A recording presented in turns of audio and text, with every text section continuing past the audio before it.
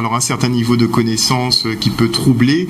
Vous m'expliquiez justement hors plateau que tout de suite après ce jeune homme s'est envolé pour l'Afrique, effectivement. Oui, totalement. C'est-à-dire que l'envie c'était d'aller sur le terrain et de voir de lui-même. Et ça a surpris sa famille, mais il y avait eu un moment ce besoin de voir. Et il l'a fait, c'est-à-dire qu'il est parti et il a été sur le terrain voir tout ça. Et c'est vrai que c'est particulièrement touchant parce que je me rappelle, j'étais au Mali et quand j'ai vu monsieur faire une cartographie de géomancie qui est véritablement un schéma de réflexion scientifique et algorithmique, je me suis dit mais voilà de quoi parlent en fait ces chercheurs à travers le monde. Je suis devant, c'est-à-dire voilà la cartographie qui permet d'aboutir à une codification binaire de fait. Et ça, c'est important de le souligner. C'est-à-dire, c'est des choses qui sont encore là. C'est vrai qu'on parle du passé, mais les choses sont encore là. Et le mieux, c'est d'aller le voir sur place. Dans ses yeux. Totalement. Et donc, il parle aussi donc de cet inventeur.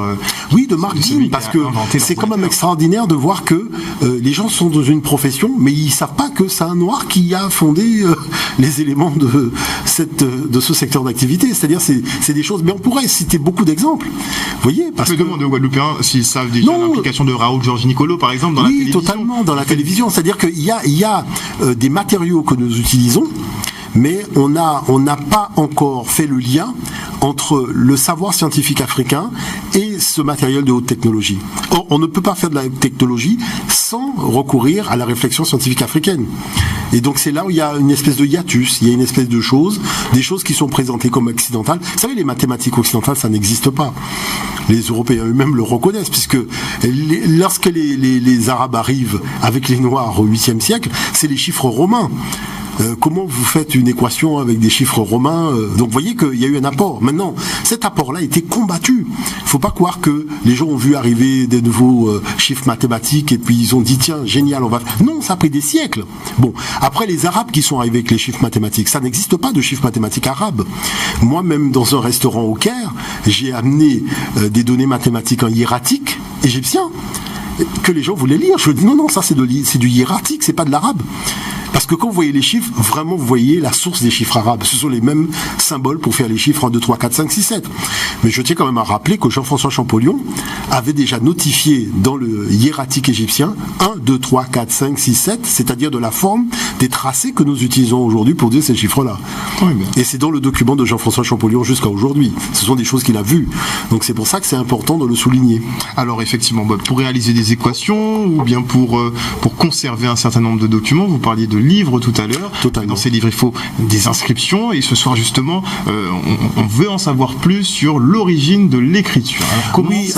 Alors c'est important de prendre le temps de témoigner, je dirais, du bilan scientifique à un moment T. Aujourd'hui, on sait que les pigments qui ont permis donc de formaliser les écritures et les dessins, notamment dans les grottes de Lascaux, Chauvet ou en Namibie, par exemple Apollo 11 en Afrique, ont été inventés il y a 400 000 ans. C'est-à-dire il y a 400 000 ans en Zambie.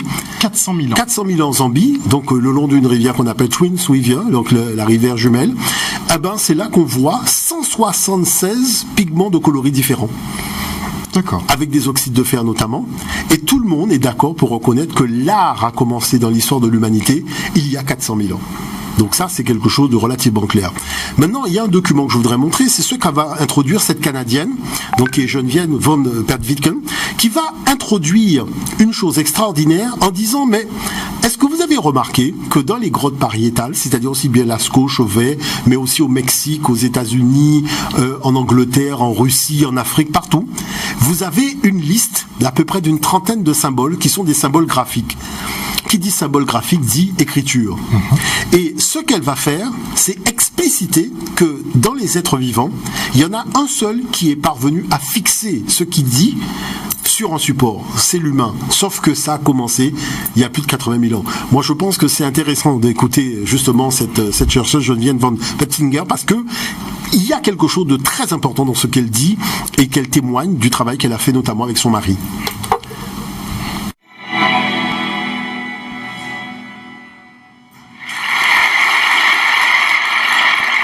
There's something about caves interested in is the development of the modern mind, of the evolution of creativity, of imagination, of abstract thought, about what it means to be human.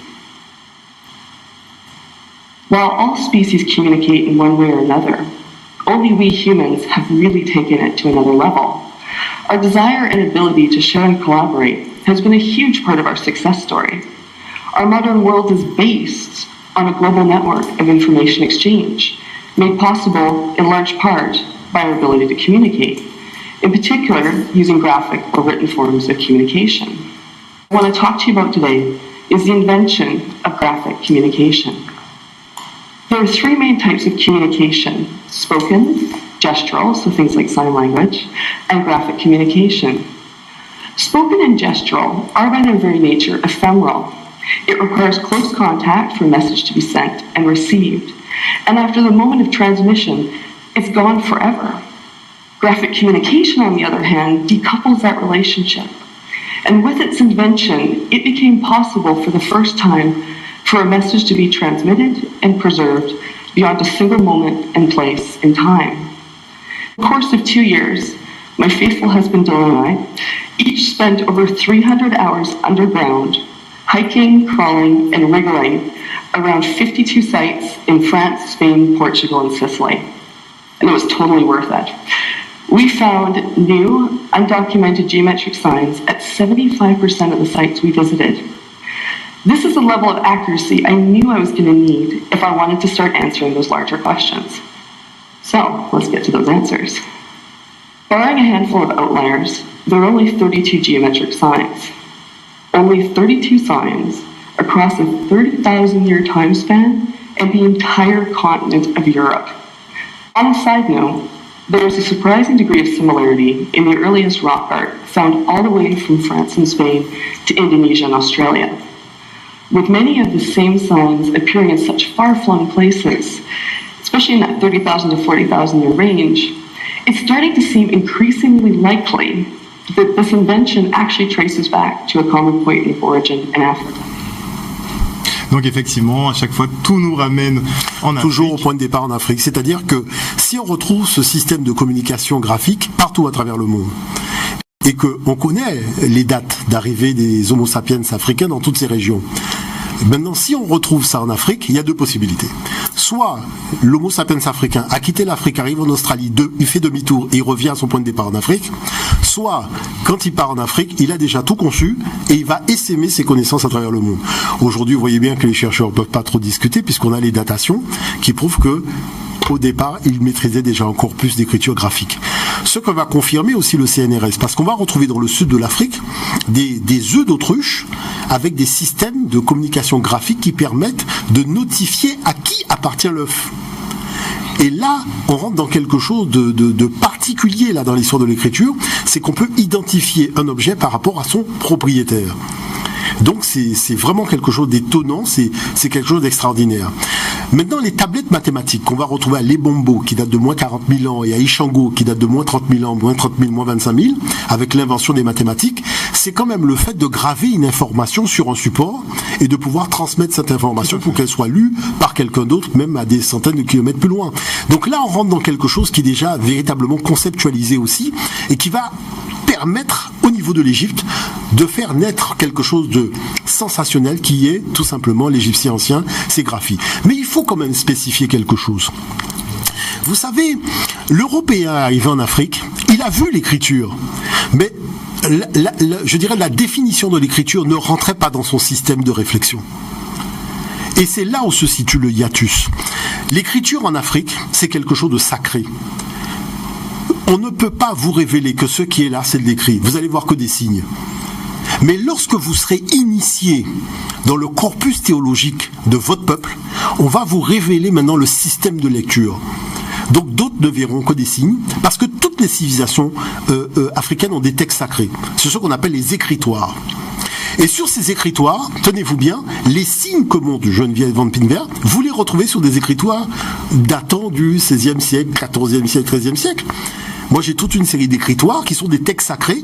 Vous voyez, ce qu'on appelle les tables de la loi, des Lusaku, les tables de la loi. Donc, tout ça, vraiment, c'est extraordinaire. Vous avez 2 tables en plus que les gens tiennent et vous avez le corpus théologique qui fonde les conditions de vivre ensemble sur le plan spirituel de ce peuple-là. On voit que ça a été un petit peu repris, on voit que le concept... Non, c'est-à-dire que c'est des concepts africains, mais de toute façon... Non, mais les 2 tablettes en particulier sur les concepts de... Vous savez, Akhenaton avait 2 tablettes de la loi dans la cité d'Akhenaton qui se sont cassées, les a fait refaire comme par hasard. L'autre aussi, ça se casse, ça se refait. Bon, tout le monde a déjà compris que le scénario était déjà écrit et qu'il a circulé un peu partout. Mais toujours est-il que ce qui est important, c'est que l'Européen arrive en Afrique, il voit de l'écriture, mais en même temps, il la voit pas. Et oui, parce que c'est pas son paradigme, c'est pas son système de réflexion. C'est-à-dire, il ne peut voir que ceux qui rentrent dans son système de réflexion. Je vais vous dire une chose. Vous imaginez qu'on vous dit, par exemple, que les premiers Indiens en Amérique qui ont vu arriver pour la première fois les bateaux, donc les bateaux qu'ils ont vu arriver, comme ils n'avaient pas de conception de bateau dans leur imaginaire, quand ils ont regardé l'horizon, à un moment, ils n'ont rien vu. Parce que vous ne répertoriez et classifiez que ce que vous avez déjà vu. Mais ce que vous voyez pour la première fois, votre cerveau bug. C'est-à-dire, il ne sait pas quoi en faire parce que ça sert à quoi, ça s'appelle quoi, ça vient d'où. Vous voyez ce que je dis par là? Donc, il y a eu ce temps-là, cette espèce d'hésitation qui a fait que... Donc, c'est important de pouvoir signifier ça. Maintenant, il y a une chose qu'il faut aussi souligner, c'est que bizarrement, l'Europe a reçu l'écriture de l'Afrique. Mais l'Occident n'a pas donné naissance à des écritures. Le mieux, c'est d'écouter le professeur Obenga. Il n'y a aucune écriture, ça n'existe pas. Prenez n'importe quel CSV, cherchez une écriture occidentale, ça n'existe pas. Même le latin, c'est une écriture africaine, parce qu'il y avait des Africains qui vivaient en Italie. Mais aujourd'hui, c'est reconnu par la BNF, la Banque nationale de France, la Bibliothèque nationale de France reconnaît que le latin était déjà écrit et parlé par un peuple qui vivait en Italie, qu'on appelle les Étrusques. Et que les Européens sont arrivés là. Mais regardez une chose. Vous savez, alpha, bêta, gamma, c'est-à-dire ABG, et nous faisons ABC. Pourquoi? Parce que le peuple noir qui vivait en Italie a transformé le G en C. Tandis que le peuple noir qui vivait en Grèce a gardé le G. De par les liens qu'ils avaient avec les Noirs africains qui vivaient à Canaan, c'est-à-dire les Cananéens. Les Cananéens que les Grecs vont appeler Phéniciens. Mais c'est vraiment... Parce que Europe était une femme africaine et son frère Cadmos, c'est lui qui a apporté l'écriture en Europe. Mais à l'époque de l'Europe, c'est pour lui, il apporte l'écriture aux Noirs qui vivent là. Sauf que les Européens qui viennent du Caucase arrivent au même moment. Maintenant, ces discussions m'ont porté, je dirais notamment au niveau de la Sorbonne. Vous comprenez bien qu'il y a eu des discussions sur ça. Mais ce que j'ai expliqué aux chercheurs, c'est que Cadmos crée une ville qui s'appelle Thèbes en Europe. Est-ce qu'il y a une ville qui s'appelle Thèbes en Phénicie? Non, c'est Tyr, Sidon, Byblos. Où se trouve Thèbes en Afrique? Parce que Cadmos est né à Thèbes. Tous les Grecs l'ont dit. Thèbes, qui est la capitale de l'Égypte pharaonique, c'est là où il est né. Donc c'est pour ça qu'il a créé la ville de Thèbes. Autrement, il faudrait nous expliquer pourquoi un Phénicien crée une ville africaine en Europe. Ce serait pas logique. Bon, voilà. Donc c'est pour ça que c'est intéressant d'écouter ce que dit le professeur Obenga à propos justement de la problématique de l'écriture d'une façon générale en Europe. On regarde le document tout de suite. Peuples qui n'ont jamais d'ailleurs rien inventé, strictement rien, qui ont tout reçu. C'est le cas typique de la Grèce ancienne. La Grèce ancienne n'a strictement rien inventé, ce qu'on appelle invention scientifique, mais rien, zéro. Ils le reconnaissent eux-mêmes. Si c'est l'écriture, bon, on dit quand même bon, l'écriture grecque, le grec est écrit, mais la première chose à inventer, c'est d'inventer au moins son écriture. L'alphabet grec n'est même pas grec. Non seulement les lettres, même les noms des lettres. Quand vous dites bêta, ce n'est pas un mot grec. Alpha, bêta, gamma, delta, etc. Ce ne sont pas des mots grecs. Alpha, c'est pour Aleph, sémitique. Bêta, c'est pour bête, sémitique, veut dire maison. Gamma, c'est guimel, etc. Delta, c'est dalet, etc. Les Grecs n'ont pas inventé l'alphabet. Ça suffit, on peut s'arrêter. Ils n'ont pas inventé l'alphabet grec, les Grecs. Alors que tout le monde croit que l'alphabet grec est une invention autochtone des Grecs. Non, ils ont reçu ça. Ils ont reçu ça des Phéniciens. Et les Phéniciens eux-mêmes de l'Égypte antique. Ils le reconnaissent, même les Phéniciens. Même si aujourd'hui on y... Ils n'ont pas inventé donc l'écriture, c'est important.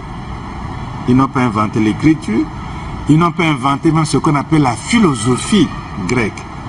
Parce que même le mot philosophie, il y a deux composantes là. Philo, et puis Sophia, la sagesse. Philosophe, le zophe là. C'est un mot composé. Mais dans les deux cas, la langue grecque, la langue indo-européenne n'explique pas le mot philo. Ce n'est pas une racine grecque, indo-européenne même. Et Sophia, ce n'est pas une racine grecque. C'est un mot étranger dans la langue grecque. C'est formel. Tous les dictionnaires étymologiques vous le diront. Mais ce qu'ils ne diront pas, c'est que ce mot peut venir d'où? Moi, je crois qu'il vient de l'Égypte.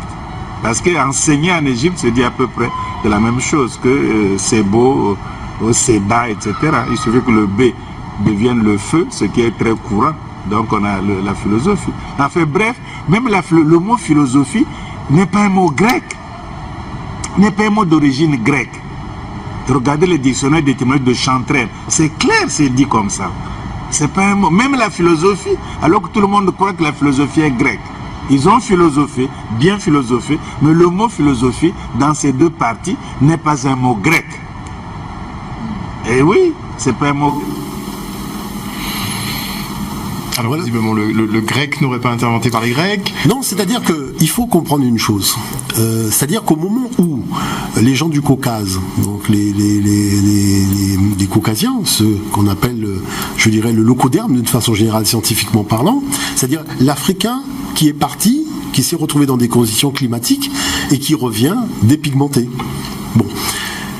La chose qui est importante, c'est que quand ils arrivent dans cette zone donc qu'on appelle le Proche-Orient aujourd'hui, vous avez beaucoup de civilisations africaines dans l'Égypte, ils découvrent donc toute une série d'éléments de civilisation qu'ils ne connaissaient pas. Donc qu'est-ce qu'ils vont faire? Ils vont tout simplement acclimater tous les noms en grec. Et c'est pour ça qu'on vous dit qu'il y a 25% de mots grecs, de mots africains dans le grec. Parce que c'est comme quand on a fait le premier Walkman, c'était des choses qu'on connaissait pas. Ben, la France a repris Walkman, c'est 25 000 ans après qu'on a fait baladeur. Mais finalement, comme on avait déjà pris l'habitude de Walkman, c'est resté Walkman. Donc on voit que l'apport, le lien avec l'Amérique fait qu'il y a beaucoup de mots anglais dans la langue française. Ah ben c'est la même chose. C'est-à-dire c'est présenté comme un mot grec, mais en fait c'est un mot africain. Vous voyez? Et beaucoup de chercheurs, notamment Martin Bernal, a montré que beaucoup de mots qu'on dit grecs sont en fait des mots africains qui désignaient des éléments de civilisation. Vous voyez, notamment un chercheur a montré que le mot intelligent en grec c'est un mot africain. Vous voyez, parce que tout simplement, le fait d'avoir vu les pyramides, enfin ce déluge de choses, les gens ont dit, mais voilà ce qu'on appelle l'intelligence, et puis c'est resté. Maintenant, la deuxième chose, c'est que le latin, le fait que c'est une population, que ce soit une population noire qui vivait en Italie, les racines des mots, le fondement des mots, c'est de la langue bantoue. Alors, c'est de la langue bantoue. Les linguistes européens, qui sont par exemple les Basques et compagnie, eux-mêmes ont déjà fait leur conclusion. Effectivement, ils reconnaissent que dans leur langue maternelle, on comprend lorsque les Africains parlent leur langue maternelle. Mais les gens, par exemple, qui sont au Congo, qui apprennent le latin, qui deviennent profs de latin, quand ils apprennent le latin aux enfants à l'école, ils vous disent, ben là, je suis en train de parler Kikongo. Je parle Shluba, là. Et personne ne comprend parce que, pourquoi? Tout simplement parce qu'il y a une chose qui est cachée, c'est que c'était des Noirs qui vivaient en Italie avant et qui avaient inventé ça. Et c'est ça qui fait la différence civilisationnelle entre les Grecs et les Romains. Parce qu'il y a quand même une différence civilisationnelle entre les Grecs et les Romains, et ça vient tout simplement que c'était pas le même apport en termes de souche. Maintenant, il y a une chose que je voudrais souligner, c'est que vous comprenez que cette notion d'écriture va donner lieu au premier texte sacré, ce qu'on appelle, je dirais, la Bible aujourd'hui. Mais la Bible, c'est un mot qui va être inventé au 5e siècle. C'est-à-dire, en moins 500, les Grecs vont arriver en Afrique, vont voir nos textes sacrés écrits sur papyrus, et ils vont appeler ça Biblus. Et lorsque les pères de l'Église, c'est-à-dire Alexandre d'Alexandrie, c'est l'Afrique, Clément d'Alexandrie, c'est l'Afrique, Origène d'Alexandrie, et ça je pourrais rester longtemps, parce que beaucoup de pères de l'Église étaient africains, quand ils ont traduit les textes sacrés, donc africains, dans leur langue, ben, ils ont gardé le mot Bible. Mais nous on disait Medou Netcher. Medou Netcher, ça veut dire Medou, les paroles, Netcher, Dieu, donc les paroles de Dieu. Et donc ces paroles de Dieu on les voit arriver, mais très tôt. C'est-à-dire qu'au 4e millénaire, on a des textes d'une littérature extraordinaire qui permettent de fonder ce qu'on va appeler plus tard le monothéisme, mais qui est déjà fondé sur ce qu'on peut appeler, je dirais, une science cosmotellurique. C'est-à-dire un créateur qui est dans sa création et qui anime la totalité de sa création. Et c'est ça qui nous a amené à comprendre une chose, que le texte de la Bible a été falsifié, notamment sur un point. Lorsque on a Dieu qui dit « et tu domineras la nature », ça c'est faux. Ça c'est totalement faux. Parce que tous les textes africains disent « et tu domineras ta nature humaine ». C'est-à-dire qu'il faut, mais c'est ça, c'est-à-dire le fait de pouvoir évoluer vers un monde spirituel oblige l'homme à maîtriser sa nature humaine, canaliser sa nature humaine, c'est-à-dire ce qu'on appelle les 7 péchés capitaux.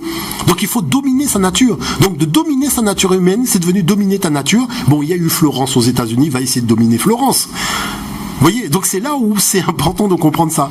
Et je voulais montrer justement le dernier document, parce que lorsqu'on rentre dans une pyramide de Théti, nous sommes au 3e millénaire, là personne ne va discuter, c'est-à-dire que vous avez des textes sur les murs et vous avez déjà le fondement de tout ce qui va être pratiquement 5000 ans après. Et ce dont on parle aujourd'hui qui remonte à une époque si lointaine. La chose c'est pourquoi on cache l'origine africaine de l'affaire. C'est ça la problématique de fond. On visionne le prochain document. Nous sommes à 640 mètres de la pyramide à degrés de Djoser, sous le sable du désert.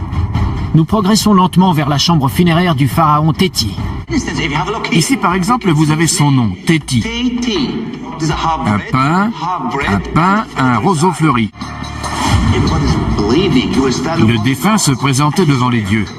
Là, il jurait « J'ai été honnête, je n'ai fait aucun mal à mon prochain, je n'ai jamais souillé l'eau du Nil, ni regardé la femme de mon voisin. » Après quoi, on procédait à la pesée de son cœur. Si le défunt était juste, il accédait au paradis. D'accord. Sinon, il était châtié. Le concept de péché existait donc déjà du temps des Égyptiens. Je vois la religion comme un arbre à plusieurs branches.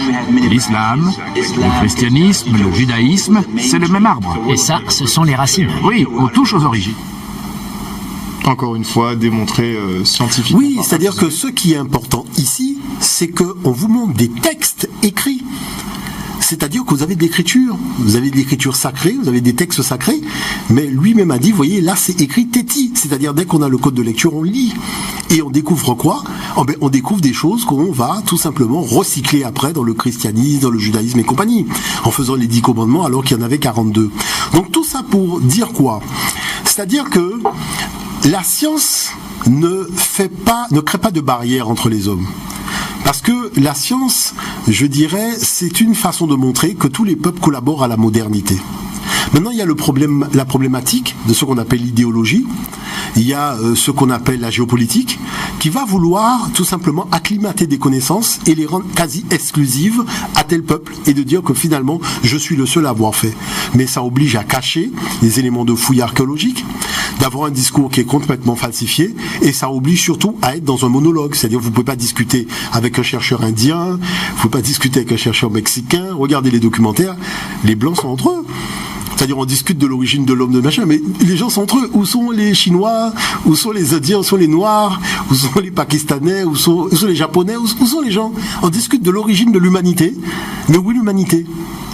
Vous voyez l'affaire ? On voit bien que l'affaire, c'est une cause a vraiment été autocentré. Vraiment, oui, ça a été autocentré. C'est un petit peu comme le cinéma maintenant où tout se passe aux États-Unis. Oui, c'est pour ça que je dis que il faut aider l'humanité à se réconcilier avec elle-même.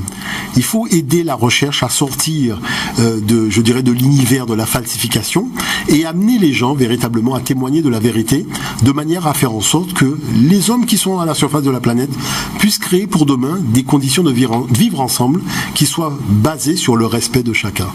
Et c'est ça l'objectif. Amener au respect de chacun et amener aussi chacun à se respecter lui-même en témoignant de la vérité. C'est ça qui est important. Merci beaucoup Jean-Philippe Omotunde, notre spécialiste des humanités classiques africaines. Prochain rendez-vous quand ? jeudi dans une dizaine de jours. Une dizaine de jours, donc dans 2 semaines, effectivement, on Voilà, vous retrouvera totalement. sur une prochaine thématique. Vous nous présenterez effectivement des découvertes scientifiques qui permettent d'expliquer, en tout cas de faire émerger une certaine vérité qui a été occultée pendant plusieurs milliers d'années. Merci encore, chers téléspectateurs. On espère que vous avez apprécié ce moment en notre compagnie. Restez branchés sur Canal 10. Après la coupure pub, vous retrouvez Yves Boisset pour Politiquement Vôtre. Et moi, je vous retrouve demain à 18h30. Une excellente journée et on a hâte d'être à jeudi dans 2 semaines. Ciao.